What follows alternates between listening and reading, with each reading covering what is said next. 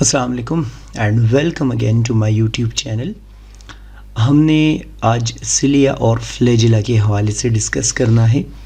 सो KP के biology का chapter number 1 हमने शुरू किया है और इसमें जो हमने टॉपिक आज पढ़ना है ये है सिलिया और फ्लैजिला। वैसे बाकी जो लेक्चर्स है वो इसी प्लेलिस्ट में मौजूद है, आप लोग उसको देख सकते हैं। इस वाले लेक्चर में मैंने सिलिया और फ्लैजिला के नोट्स आप लोगों के साथ डिस्कस करने हैं। देखते हैं मैंने यहाँ पर क्या लिखा है।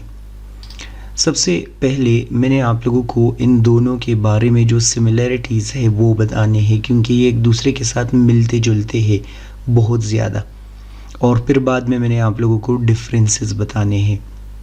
तो पहला पॉइंट मैंने सिमिलैरिटीज़ के हवाले से ये लिखा है कि they both are filament like structure. Filament like structure का मतलब ये तार लाइक स्ट्रक्चर होते हैं। पहली बात आप लोग ये डिस्कस करेंगे, ट्यूबुलर नहीं है, हॉलो नहीं है, ट्यूब लाइक स्ट्रक्चर नहीं होते बल्कि तार लाइक स्ट्रक्चर होते हैं। दूसरा पॉइंट मैंने डिस्कस किया है कि they both are responsible for movement and locomotion.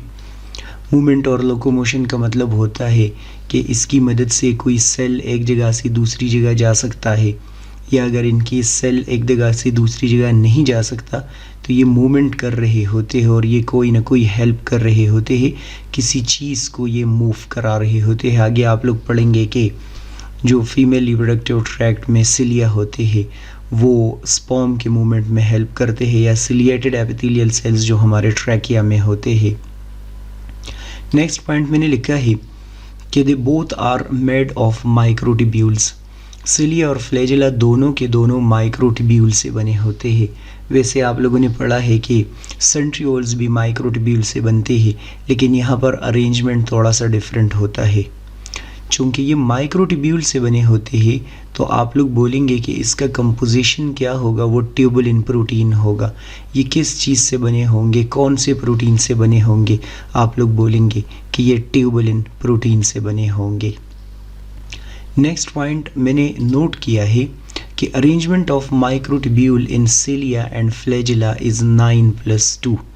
जिस तरह आप लोग जब सेंट्रियोल का स्ट्रक्चर पढ़ रहे थे तो सेंट्रियोल के स्ट्रक्चर में आप लोगों ने पढ़ा था कि वहाँ पर अरेंजमेंट ऑफ माइक्रोट्यूब्यूल्स 9+0 होता है। 9+0 में आप लोगों ने पढ़ा था कि 9 पेरिफेरल माइक्रोट्यूब्यूल्स होते हैं और 0 इसका मतलब कि मिडिल में कोई नहीं होता, वो अंदर से हॉलो होता है। बिल्कुल एग्जैक्टली ऐसा ही 9 पेरिफेरल माइक्रोट्यूब्यूल्स होते हैं, 9 डुप्लेट्स, और 2 आप लोग डिस्कस करेंगे कि सेंटर में मौजूद होते हैं। मैं अभी आप लोगों को डायग्राम दिखाऊंगा तो आप लोगों को आइडिया हो जाएगा। और इस 9+2 अरेंजमेंट ने जो स्ट्रक्चर बनाया होता है उसको हम बोलते हैं एक्सोनीम। इस एक्सोनीम को किस चीज़ ने कवर कर दिया होता है? सेल मेम्ब्रेन ने इसको सराउंड कर दिया होता है, सेल मेम्ब्रेन ने इसको कवर कर दिया होता है। नेक्स्ट पॉइंट मैंने लिखा है कि in both cilia and flagella beating movement start at base and and at the tip. Although detail में नहीं डिस्कस किया, लेकिन सिर्फ और सिर्फ आपको ये समझाने की कोशिश कर रहे हैं कि सपोज करते हैं फॉर अ वाइल ये हमारे पास एक फ्लैजिला है। सो ये फ्लैजिला में जो मूवमेंट अकर होगा वो कैसे अकर होगा? लिखा है कि इस बेस से अकर होता है, इस वाले पार्ट से शुरू होता है और इस डायरेक्शन की तरफ डिस्कस किया है कि टिप की तरफ इसका जो मूवमेंट है या बीटिंग मूवमेंट है, अंडुलेटिंग मूवमेंट है, वो क्या होता है? वो एंड हो रहा होता है।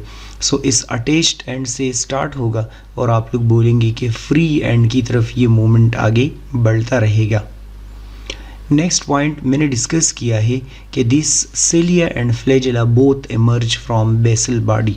मैंने आप लोगों को सेवरल टाइम्स ये बताया है कि सपोज करते हैं फॉर वाइल ये एक फ्लैजिला है, तो ये जिस पॉइंट से इमर्ज होता है यहाँ पर एक स्ट्रक्चर पाया जाता है।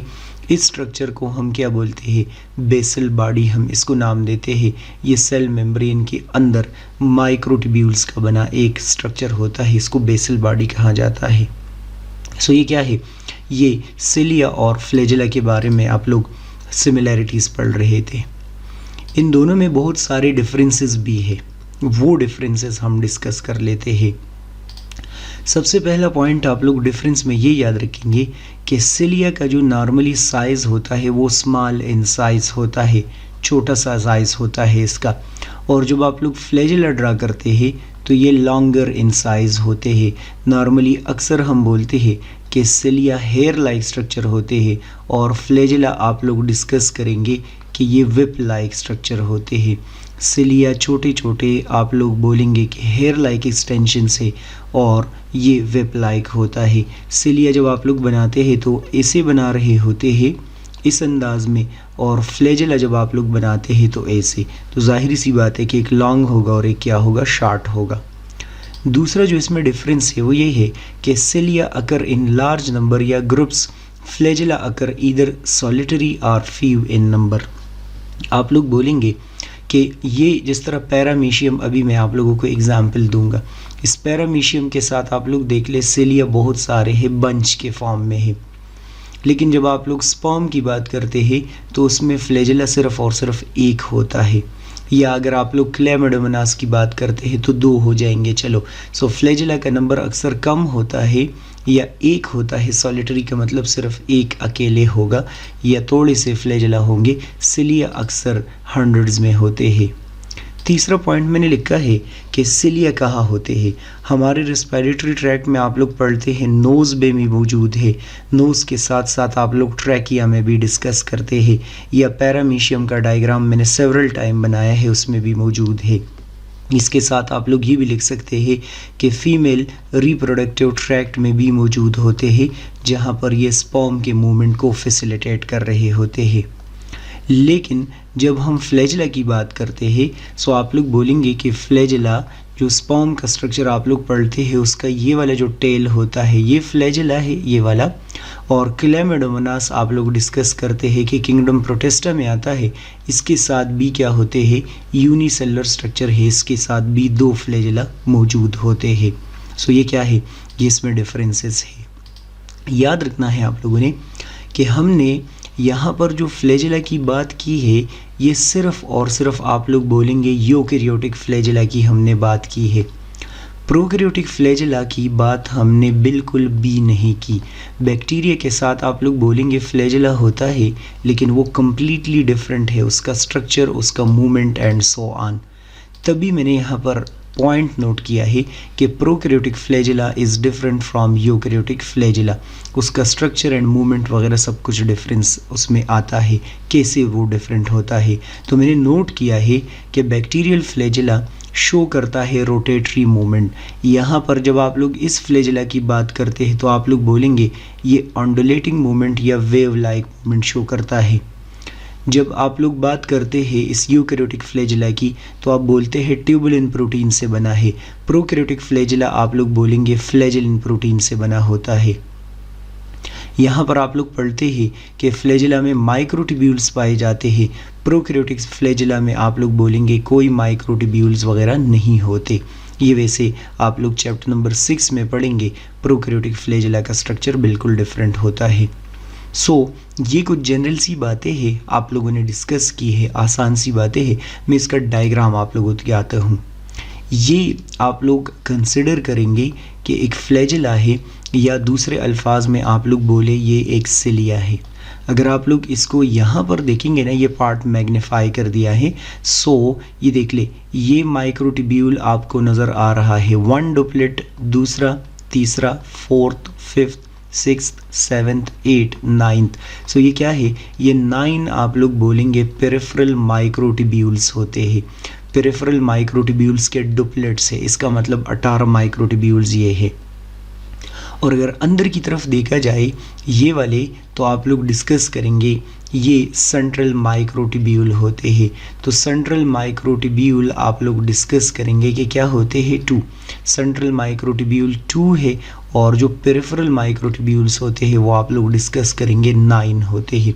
इस वजह से हम इसको बोलते हैं 9+2 अरेंजमेंट। जब आप लोग सेंट्रियोल की बात करते थे तो उसमें आप लोग बोलते थे ये ट्रिपलेट्स होते हैं। यहाँ आप लोग बोल रहे हैं कि डुप्लेट्स है, 2 माइक्रोट्यूब्यूल्स है। ये जो माइक्रोट्यूब्यूल का नेटवर्क है ना, जो अंदर की तरफ आप लोगों को नज़र आ रहा है, पेरिफेरल और सेंट्रल, इस पूरे के पूरे रेड कलर के स्ट्रक्चर को हम बोलते हैं एक्सोनीम। क्या बोलते हैं, एक्सोनीम।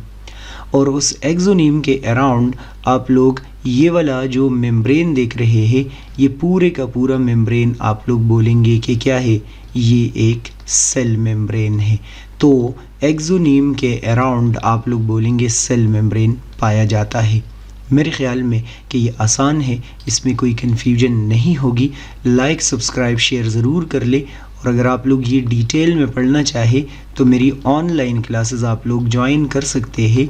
जूम ऐप पे मैं आप लोगों के साथ क्लास लूँगा, पेड क्लासेस होंगी KPK बुक की। सो अगर आप लोगों ने उसमें पढ़ना है तो आप लोग ज्वाइन कर सकते हैं। नेक्स्ट वीडियो लेक्चर आप लोग देखेंगे। गुड बाय, अल्लाह हाफिज़।